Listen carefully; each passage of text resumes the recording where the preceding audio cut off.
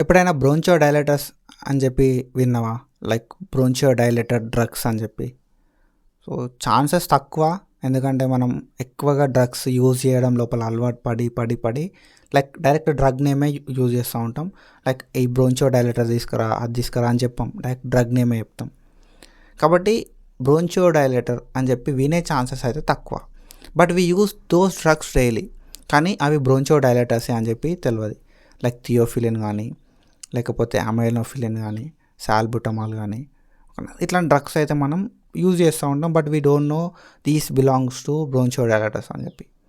So మనకైతే ఎంతో కొంత ఐడియా అయితే ఉండాల్సి ఉంటుంది, ఏంది అసలు ఈ బ్రోంచో డైలేటర్స్, అసలు ఏం చేస్తాయి, ఎట్లా పనిచేస్తాయి, అసలు ఈ బ్రోంచో డైలేటర్స్ అంటే ఏంది, వీటి వల్ల వచ్చే సైడ్ ఎఫెక్ట్స్ ఏంది, ఇందులోపల ఏమైనా టైప్స్ ఉంటాయా, సో ఎట్లా ఎంతసేపటి వరకు పనిచేస్తాయి, సో ఎట్లాంటి సిమ్టమ్స్ని ఇవి అవాయిడ్ చేస్తాయి, ఎట్లాంటి సిమ్టమ్స్ని రెడ్యూస్ చేస్తాయి అనే ఒక క్లారిటీ అయితే ఉండాల్సి ఉంటుంది. సో ఈరోజు మనం ఏంటంటే, సో ఈ బ్రోంచో డైలేటర్స్ ఏంది అని చెప్పి డీటెయిల్గా డిస్కస్ చేస్తాం.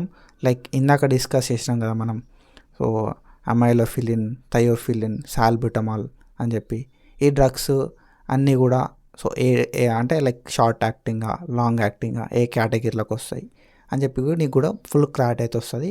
సో యూజ్ చేయడమే కాదు, ఓకేనా.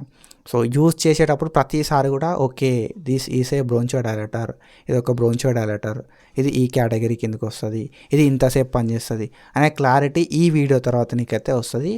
దానికి నాది guarantee. So let's start the video.